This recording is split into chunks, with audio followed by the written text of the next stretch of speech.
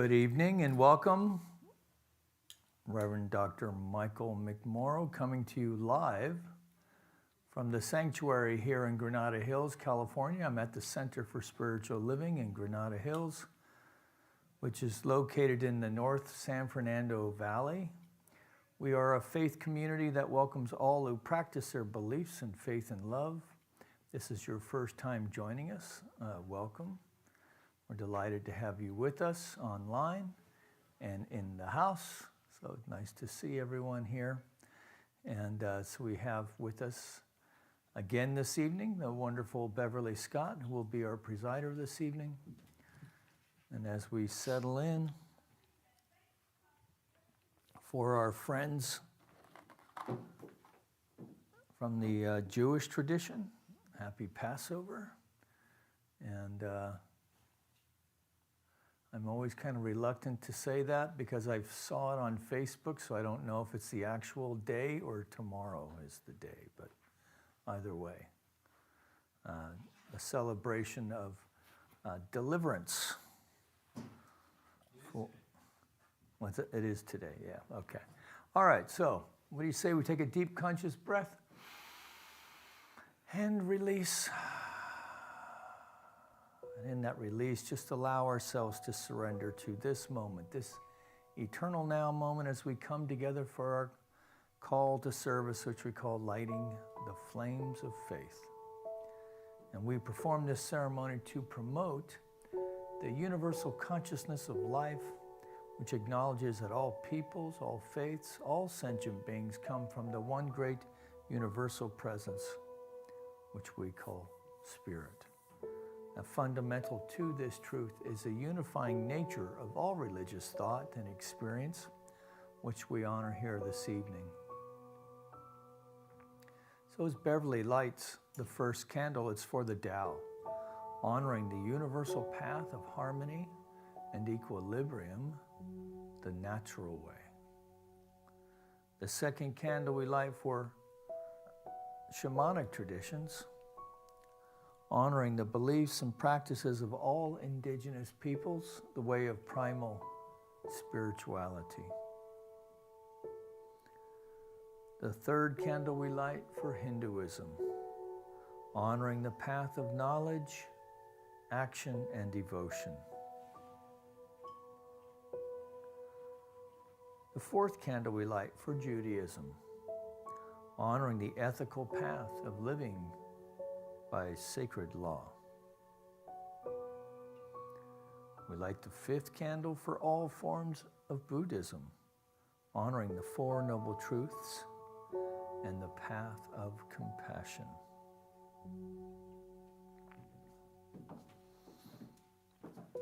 The sixth candle we light for all forms of Christianity, honoring the Christ consciousness as the path of love. We light the seventh candle for all forms of Islam, honoring the path of submission to the will of God as the highest calling. We light the eighth candle for the universalistic religion of Baha'i, honoring the path of unity and peace. The ninth candle we light for all forms of New Thought, honoring the metaphysical path of mental healing through the practice of universal spiritual principles. We light the 10th candle for all those who are as yet unaware of the power and presence of Spirit in their lives, for the space we hold for them here in our sanctuary, within our online community, and of course, within our own hearts. Now, as Beverly lights the healing candle, please put silently into the light the names of anyone you wish to have experience the healing flame of God's eternal love. I'm thankful, so grateful. I'm one with the Spirit all around me.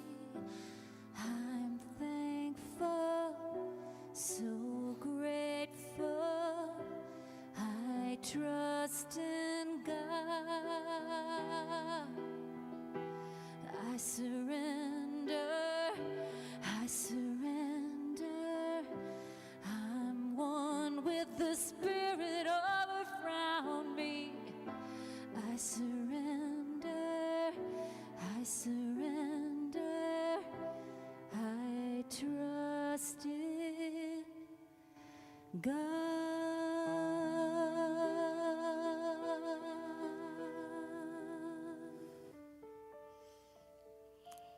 Welcome this evening. Let us turn within or lower your eyes. Turn to the space where you're most comfortable.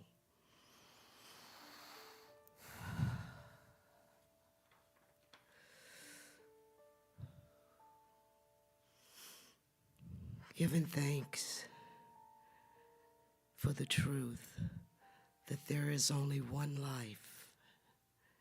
That life is God's life. That life is perfect. And that life is perfect because it's God's life.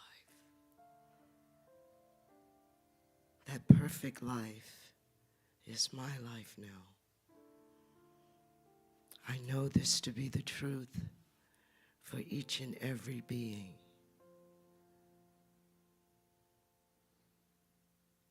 As children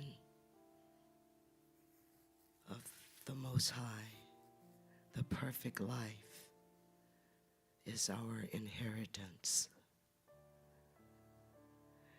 I receive this in my innermost being, and it brings me peace.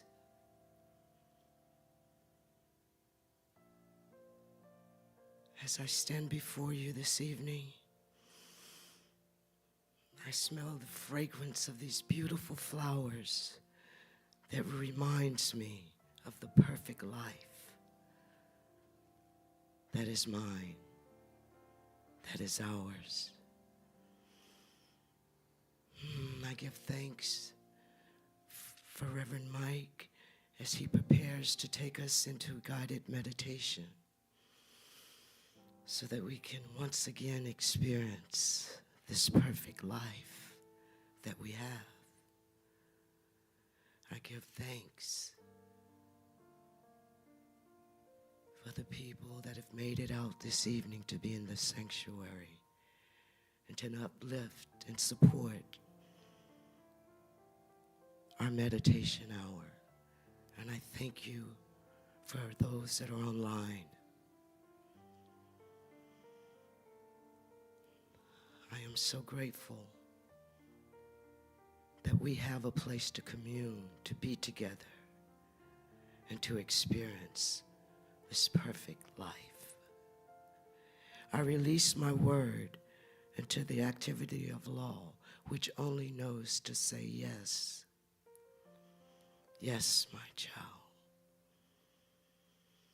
Knowing without a shadow of a doubt, my words are true, instant, and completely manifest.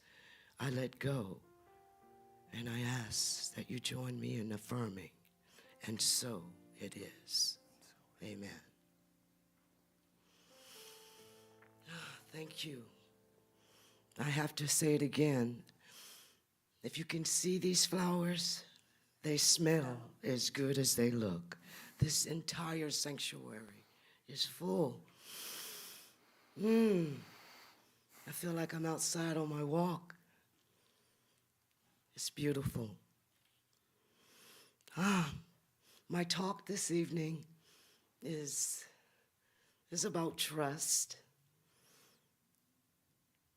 Trust is a good thing. And it can be what you make it. For me, I'm a very trusting person. I really give a lot and take a lot. And I don't like to say I'm in denial. I'll say that I look the other way. Knowing that it's in each and every one of us to know what it is ours to do. But then there are those that need a reminder every now and then. So my trust that I want to speak on this evening is I put a lot of trust in people, and I believe them. I have a colleague that I've worked with and I think is awesome. But I can see patterns, handwriting on the wall, and then what do? I just say, okay, it's going to be okay. Then I have my family, my children I love so much, and they promise this and that. And then I believe them because I trust them.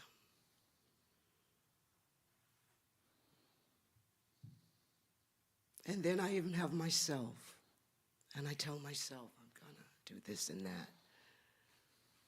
I'm not going to believe the people when they tell me, but I still believe them and I trust them. So, trust is a good thing, but we have to use discernment when we deal with trust.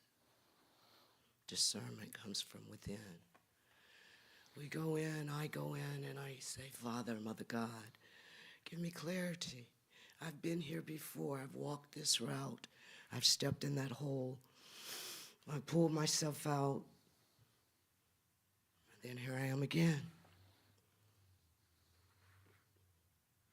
Give me guidance, clarity. But above all,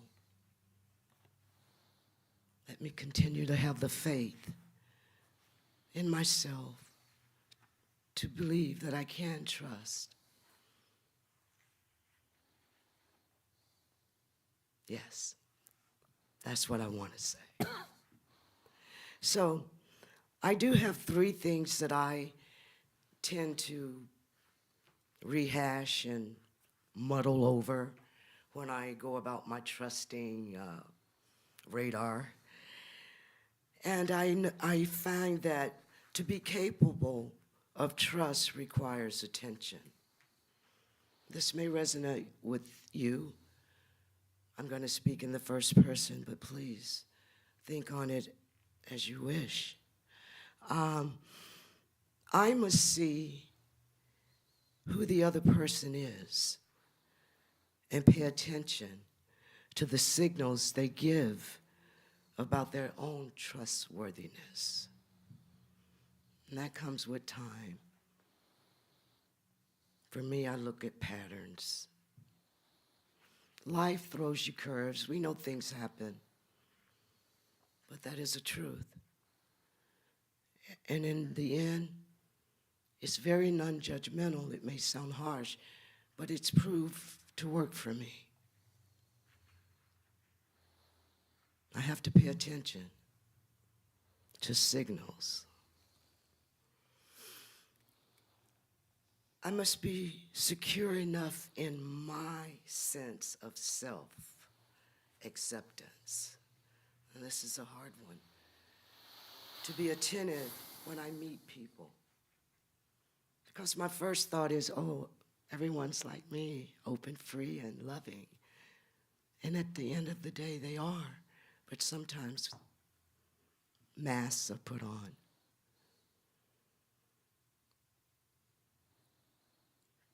But you see past the mask when you use discernment and you look within and you see God first and foremost. Then you can trust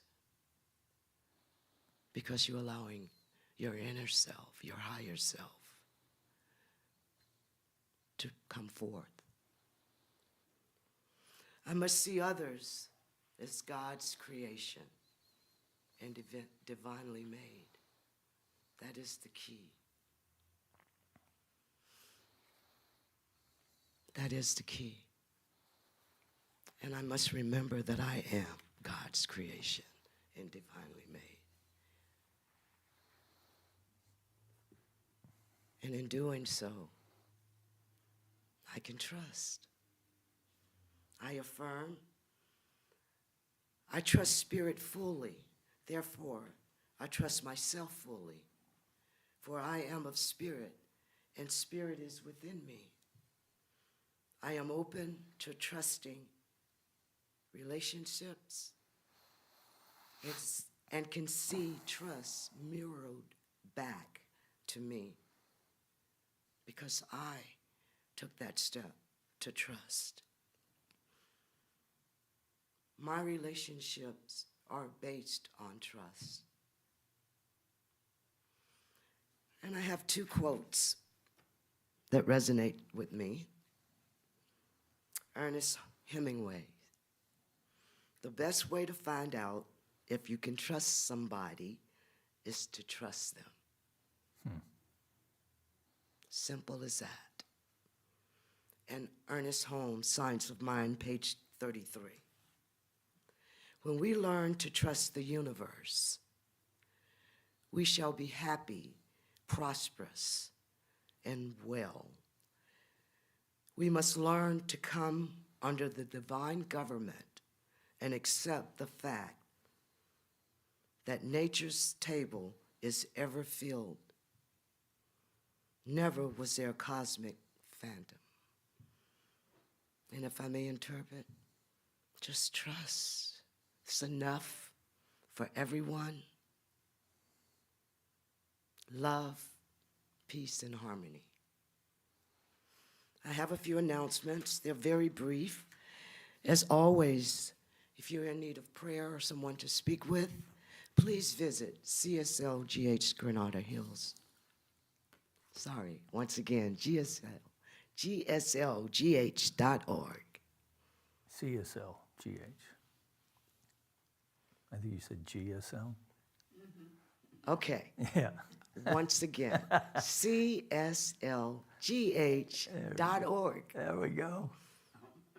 To speak with a practitioner. We're always available for you. Thank you.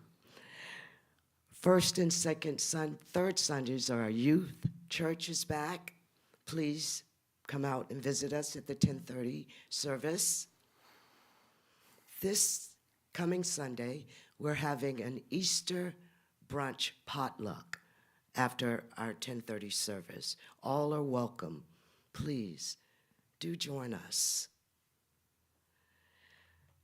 We also will participate, for those of you that are interested, on Saturday, April 15th, the LA River Cleanup. Please go to our constant contact newsletter to pre-register for this event. And again, thank you. I apologize for the stumbling of the announcements. They are true, and do visit us. Thank you again. All right. Thank you.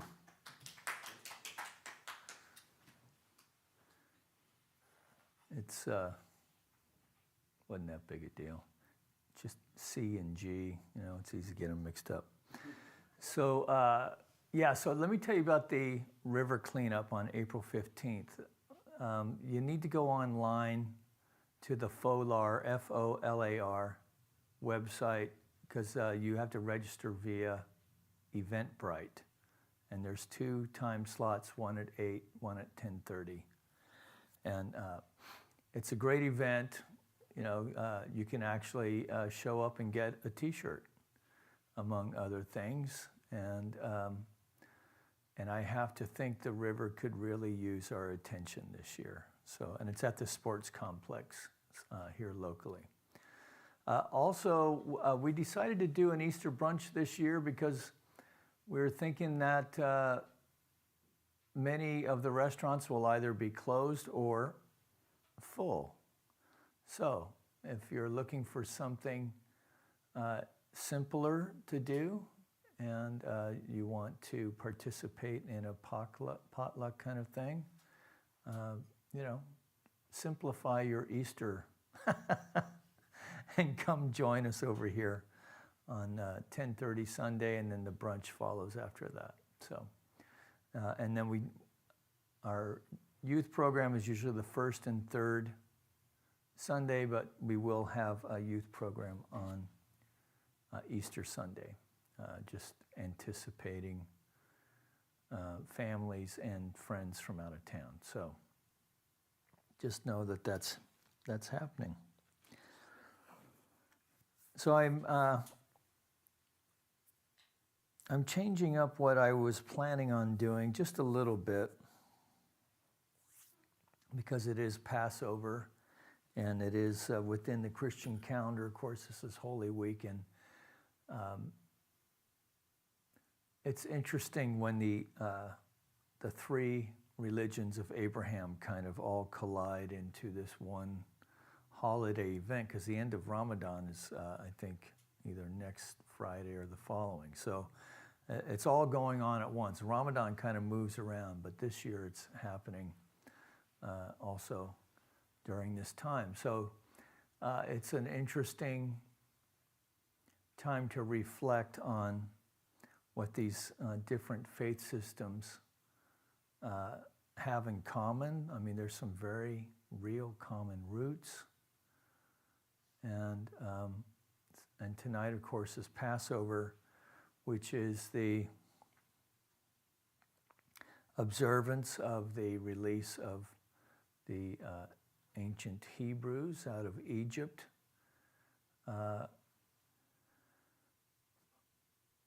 And that was just the beginning of their story. Because once they were set free, of course, they wandered in the desert, wandered in the wilderness for some 40 years. There was all kinds of things that transpired within that also. And I'm sure there were others, it wasn't uncommon. Slavery was like a common thing in that era. But they're the one people who got it down on paper. So we have this very rich history of both what happened, but also we get an insight to the how they, as a people, kind of evolved in their relationship with God, even discovering his name and other things along the way. But it's always I found it always interesting that they wandered for 40 years in the desert. So I grew up in the desert. It's actually pretty easy to get lost out in the desert because everything looks the same if you don't have any landmarks. So I'm working in this book, 7,000 Ways to Listen, and this heading tonight is entitled Being Lost, because I think that one of the real powerful ways to use Scripture is to use it as metaphor so that we can use it to inform things that are going on in our own life. Because the truth is, it's just humans going through stuff and trying to figure their way out of things. And when you read things like the Hebrew Bible, you come to see that, wow, it's really the human condition over and over and over again. So, we may have more technology and have more luxuries in life, and certainly life is not as hard and as difficult. But, we still need love, we still need shelter, to clothe ourselves, and so forth. So I was thinking about, when I was reading this, I was thinking about when Moses and Aaron had to admit to everybody they were lost. Right? So imagine, you talked everybody out, we're free. And, and they were so happy to get rid of them that they were like, the scripture says they were like blessing them with gifts on the way out. Here, just go. And so it must have been a very joyous thing. Of course, then there was the Red Sea, and they had to get over that. And then, to watch Pharaoh floating away after the sea collapsed behind him. And then you get out, 6 months, a year, 2 years, 3 years, right? And okay, Moses, I think we're lost. No, we're not lost, right? Anyway, that can happen in our own lives too, right? So sometimes we're going along and, there's this thing that I learned in the Boy Scouts about Daniel Boone, the guy, the pathfinder in the American frontier. And when he was asked one time if he'd ever been lost, and he said, "No, I've never been lost, but I've been a mite bewildered a time or two." And so all of us have at least been a bit bewildered a time or two in our life.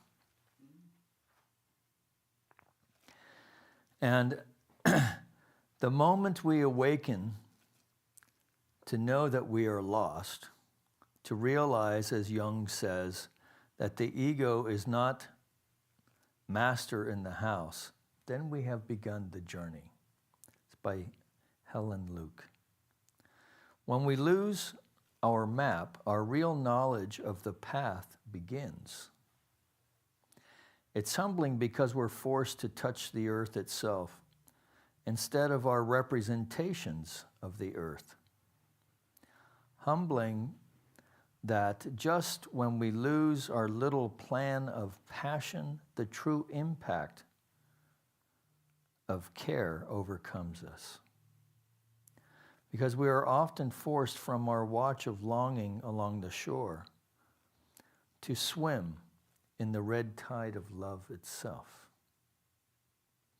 As Helen Luke points out, the journey truly begins when we lose possession of what we thought were answers and are left to accept that we are not in control.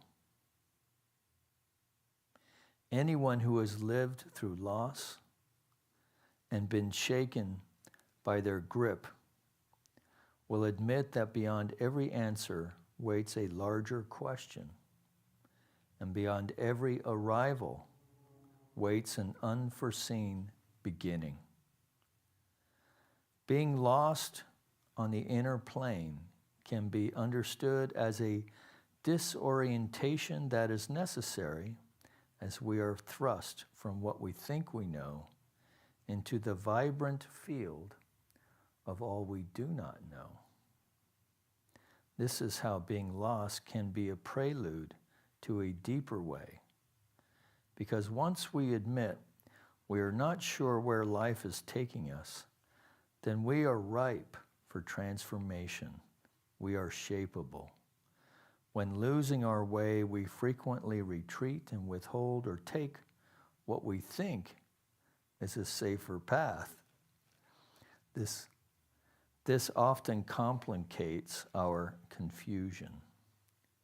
An old woodsman told me that the reason most people get lost is because they don't go far enough. Tell that to Moses, right? They doubt where they are and change direction too soon. Somehow we are called to lean forward by what little light we are given.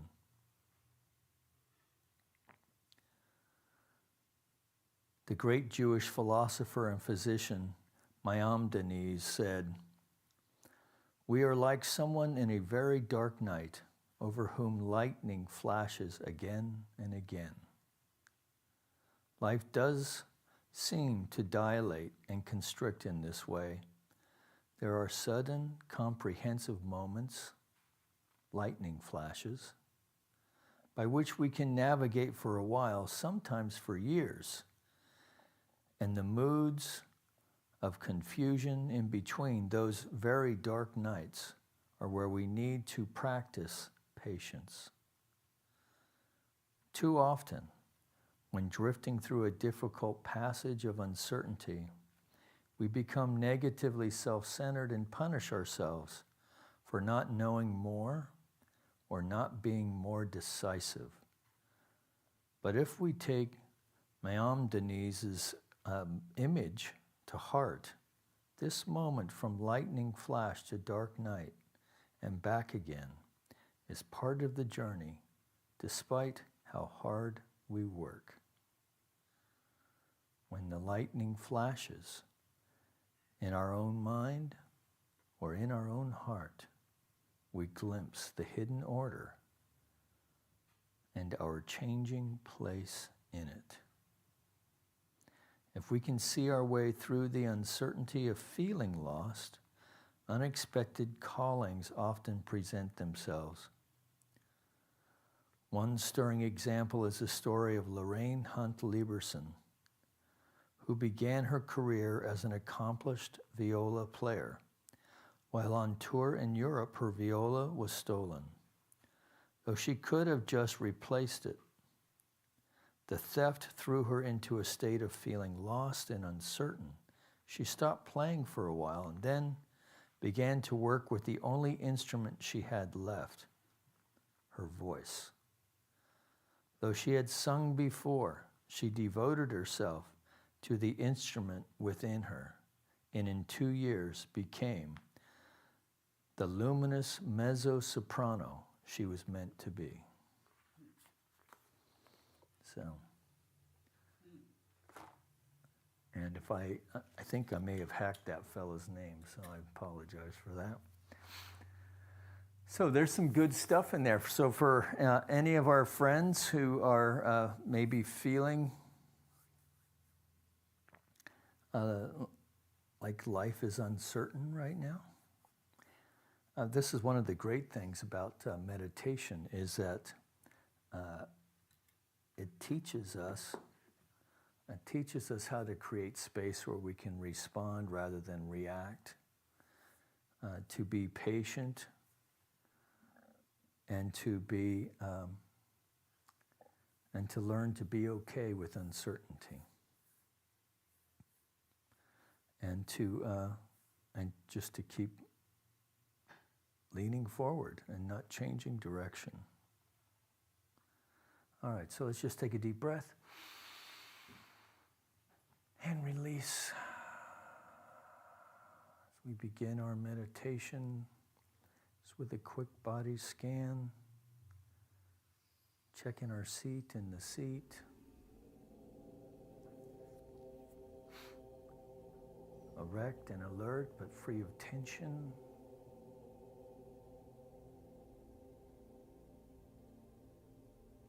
Following the breath in the nostril.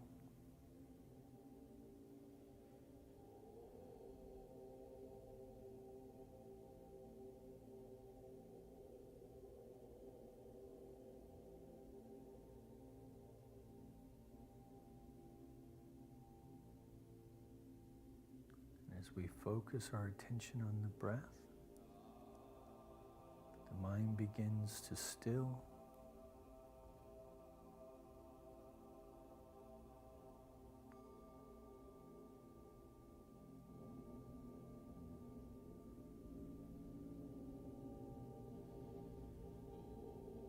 Tummy rises and falls easily and effortlessly.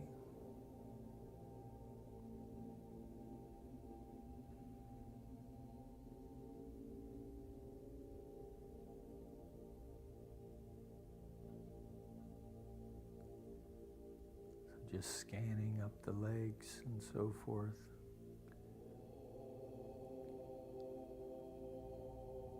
Into the thighs, the sit bones, any place we find any tension, we can just take a breath. And then on that exhale, you'll feel it unwind.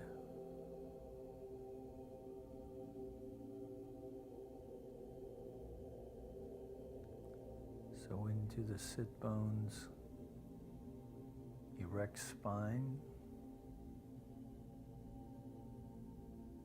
balanced over the sit bones, the head balanced on the spine.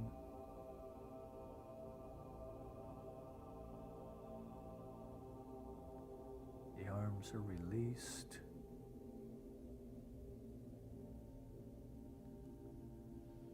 So let's take a breath together. On the exhale, let's just allow the shoulders to drop just a bit. So taking a breath. and releasing.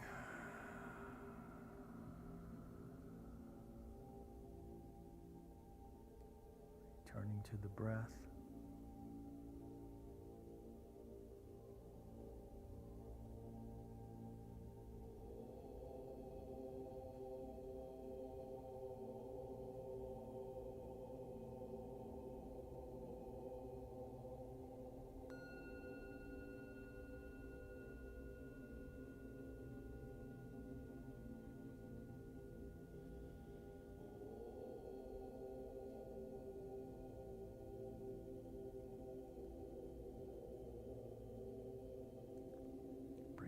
Attention to the space between the eyebrows,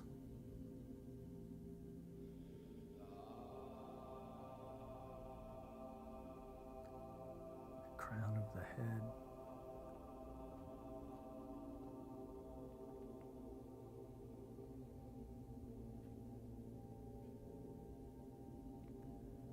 one more deep breath.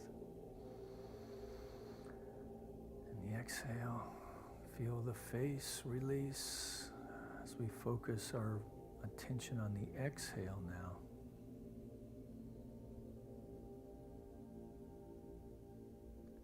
As we move into the silence for about 15 minutes or so.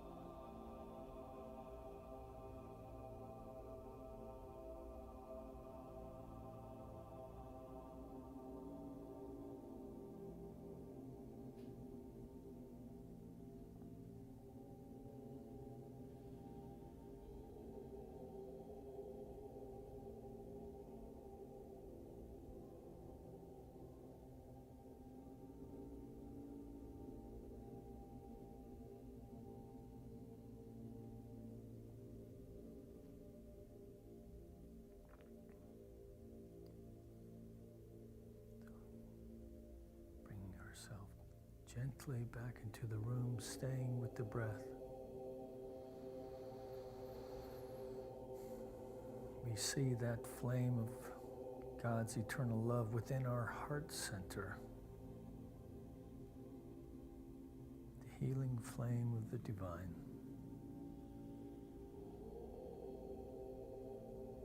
And with each in-breath, we fan that flame.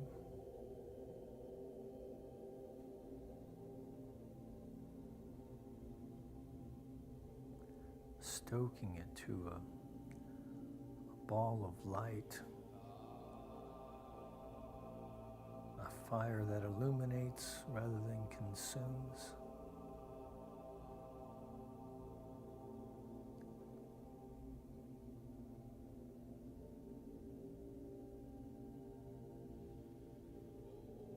Then remembering that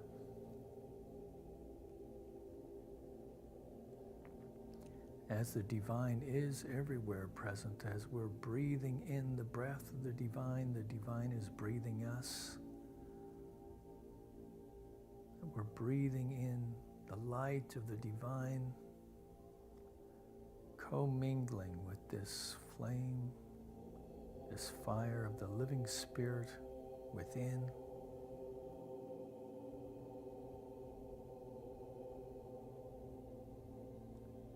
Breathing in light.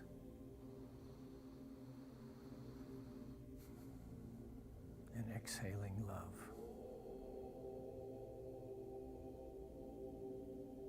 Breathing in light.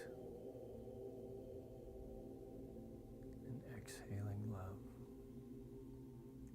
And so we're feeling an expansion of this light within the heart center. Expanding with each in-breath in the same way we would inflate a balloon. Extending now beyond the body, torso, side to side, front to back, top to bottom. We're now sitting in this luminous field of light and love, continuing to grow and expand, even filling the very room in which we sit. We are now immersed in this field of light and love. Extend even beyond physical boundaries of time and space, commingling with our friends joining us online, now or in the future.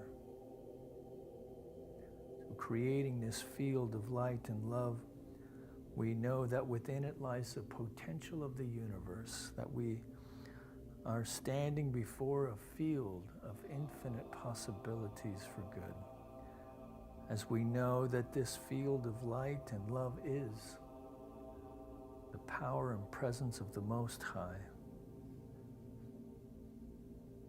that we are feeling our connection and oneness with it in this place, that we know that this is our point of power.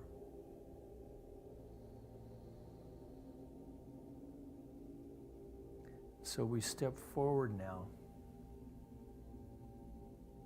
knowing that our path is enlightened by the footsteps of the Most High, the footlamps of the Most High.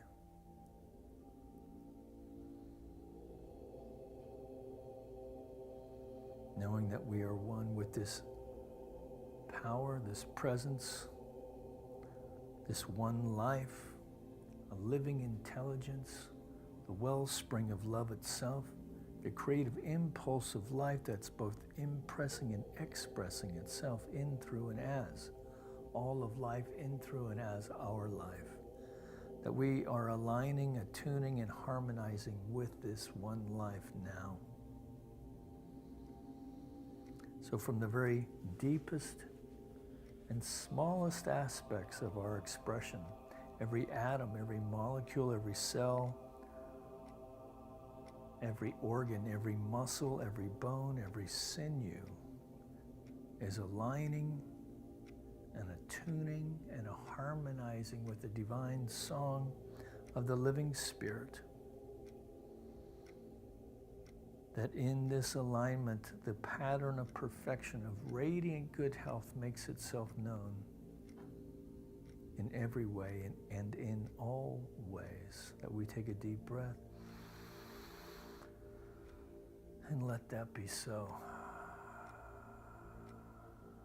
That we know for our mind now that whatever cares, concerns, seeming challenges that may have had us stymied or confused in this day, that we are now opening ourselves up to a divine impulse of life, that we are open, receptive for the infinite creative intelligence of life itself to infuse us now with new and dynamic ideas of creativity, of power, of originality,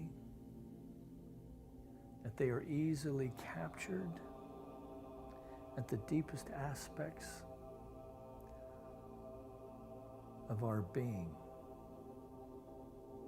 easily recalled now or later, just knowing that we live, move, and have our being in the divine flow of intelligence. So we step forward in confidence,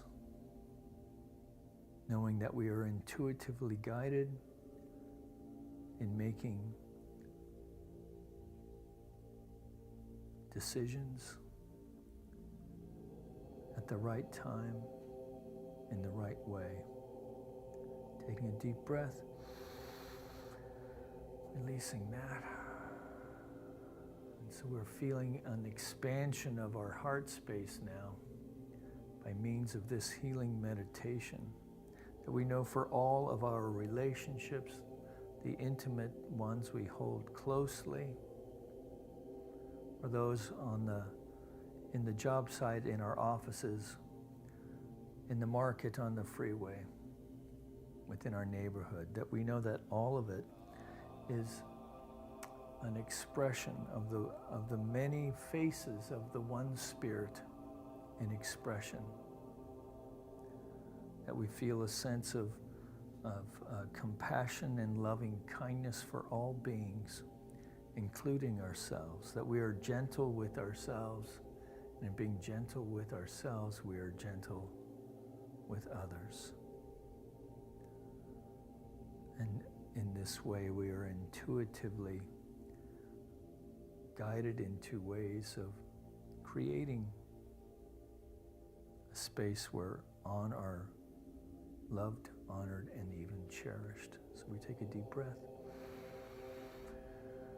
Just releasing that, releasing all of it now, knowing that we are releasing our word, our cares, concerns, aspirations, emotions, visions, whatever has risen within us this evening, that on this exhale, we're just releasing it all now to that aspect of the infinite mind of the Most High that knows only to say yes as the law of its own being.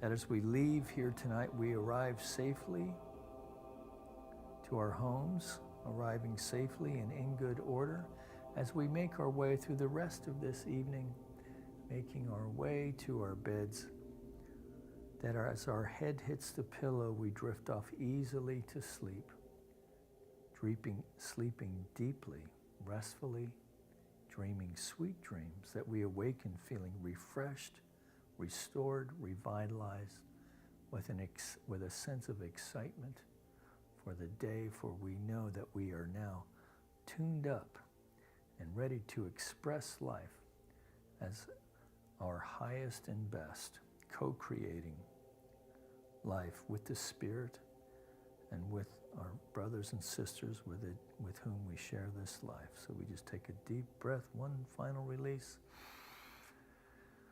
We release with deep gratitude and confidence, knowing it is done, knowing it is so. Together we acknowledge this by saying, so it is, Amen. So I think tomorrow night we have Jamie Lula here. So if you don't know Jamie, it's so the Spiritual Unity Movement has their full moon meditation service here tomorrow night at 7 o'clock. Jamie Lula will be doing the music and the presentation. So treat yourself. We don't get to get them around these parts often. I'm sure it's going to be a great evening. So until then, if I don't see you, happy Passover. For those of you having a Seder meal, maybe tomorrow, enjoy. Say one for the old Rev, and happy Easter, and however you keep the holiday. Until then, peace and blessings. Love to you all. Bye now.